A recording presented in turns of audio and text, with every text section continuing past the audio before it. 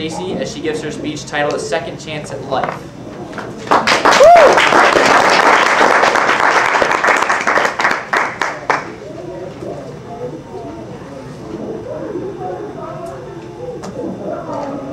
I'd like to share a story with you about this little girl. Her name is Teresa Marie, and in this picture right here, I hope everybody can see it okay. She's 3 years old. She was born into a very loving family, very middle class, Christian parents. She was the middle child. She had an older sister and a younger brother. And she was just a beautiful little girl. She had so much going for her. She made really good grades as she got a little bit older. She was on the honor roll. She was very outgoing, had lots of friends, involved with sports. She played volleyball, soccer, and her future just seemed really bright. She seemed like she had a lot going for her. That's her. Unfortunately, when she got a little bit older, in her teenage years, she started experimenting with drugs. And even more unfortunate, it didn't turn out to be experimenting. She eventually became a full-blown drug addict. About 3.5 years ago, she found out that she was pregnant. And she had this little baby boy. His name is David. He's 2.5 years old right now. You're probably wondering at this point if I know this person, if I have some kind of connection, and I do. She's actually my sister. And she was sentenced 6 months after the baby was born, David, to 10 years in prison. And I don't tell you this for sympathy. Believe me, she made a lot of really bad decisions, and she's facing the consequences for those now. I tell you this because I want you to be able to put a face with one of the hundreds of thousands of federal inmates in our system today so that I can talk to you about a bill that's currently being debated in the House Judiciary Committee right now. And that's just a picture of David when he was still really young. And that was some pictures of them, the time that they spent before she went into prison.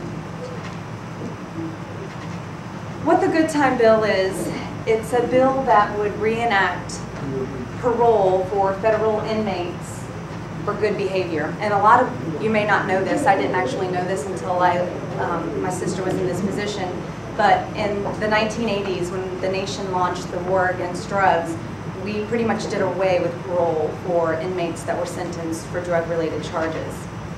And we also created a lot of mandatory minimum sentences. And the result is that we are putting away more prisoners for drug-related issues, and we're keeping them in prison a lot longer. So it's created some issues.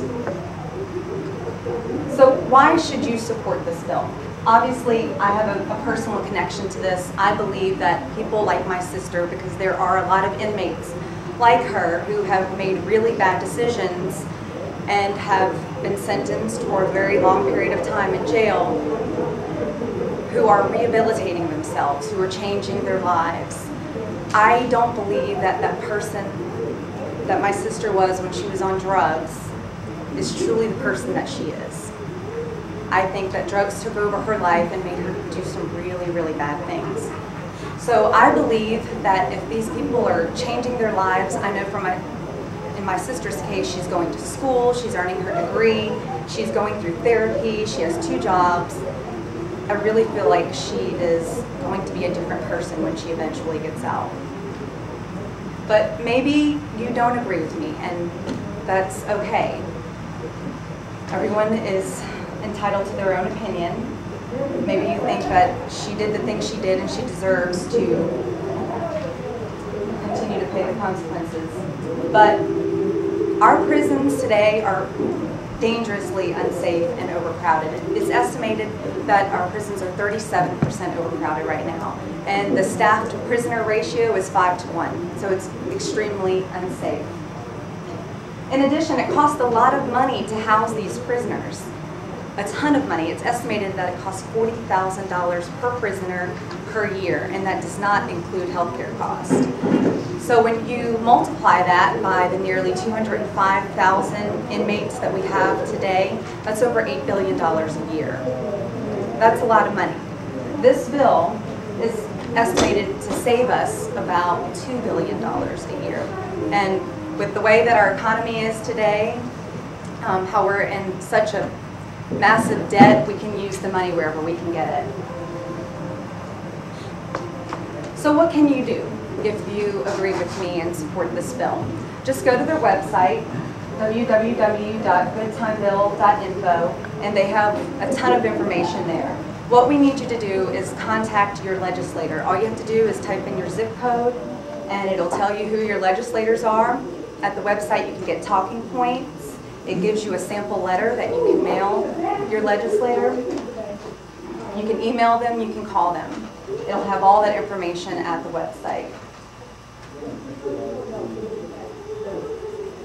A couple of weeks ago at our last meeting, it was announced that our theme for tonight was about dreams. And for a second, I kind of thought, I'm like, maybe this topic is a little too serious or maybe not appropriate for this audience. But then I thought about it a little bit longer, and I realized that me and my family and my sister, we still have a lot of hopes and dreams for her.